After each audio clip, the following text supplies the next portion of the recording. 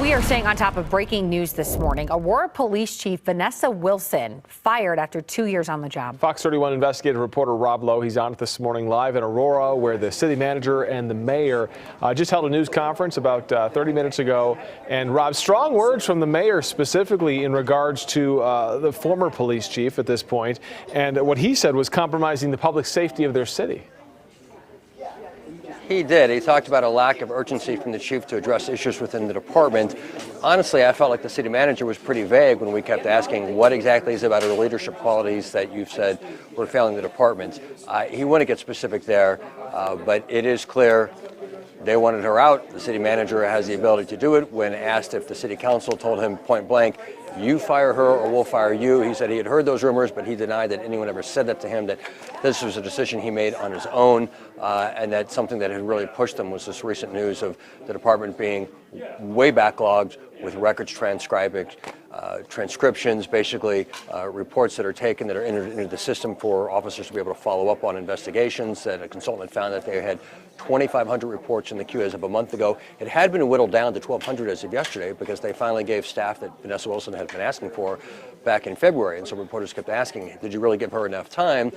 We just got a statement from members of Aurora's state delegation, state elected leaders who said this could undermine efforts to reform the department. Both the city manager and the mayor deny that, but they do recognize there's going to be a lot of folks who aren't happy with this decision, who wonder if it does undermine reform efforts, and that she's just being made a scapegoat, that she'd only been the chief for 2 years in a time where 15 officers had been fired and there had been a lot of turnover. They did acknowledge that she was not fired for cause. I think that's important. She's fired as an at-will employee. So they're going to honor her 1-year severance package, meaning that effective today, they have to pay her out for a year. That's about $215,000.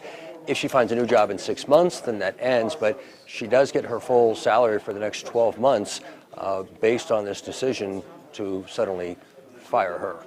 Kirk, Ashley? So that's interesting. So this will cost the taxpayers $215,000. Does she get to keep benefits and such? I mean, obviously, larger cost if that's included.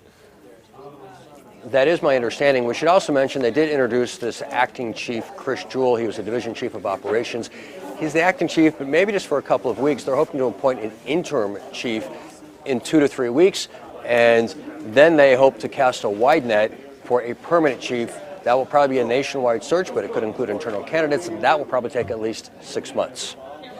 You know, there was concerns and questions about the timeline of everything. And Rob, you asked the city manager at the start of the questioning after the news conference ended there that, you know, he knew about the audit results months ago, knew about staffing issues in February and whether or not it was fair to blame a lack of leadership given that timeline. But then we even heard from him saying that he didn't know about the backlog until March 18th. I mean, that is not a big turnaround on time for the chief to even really make a dent in that backlog.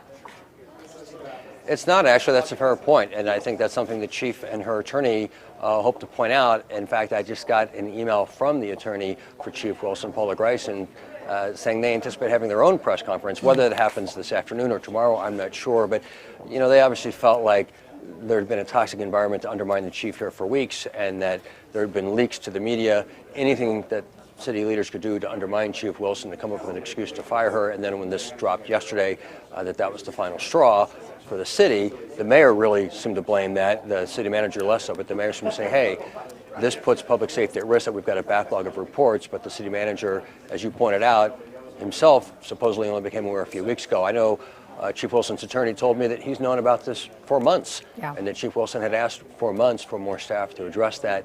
But he says it wasn't just a staffing issue, it was the whole leadership that she provided in terms of addressing the operations of the department. Wow. So regardless of whether it seems legitimate to people or not, it is ultimately the city manager's decision. She's out, she'll get paid for a year, and the city hopes to have a new chief within 6 months. I think a lot of people believe they're going to have to bring in someone from the outside, but for now, the acting chief is an insider.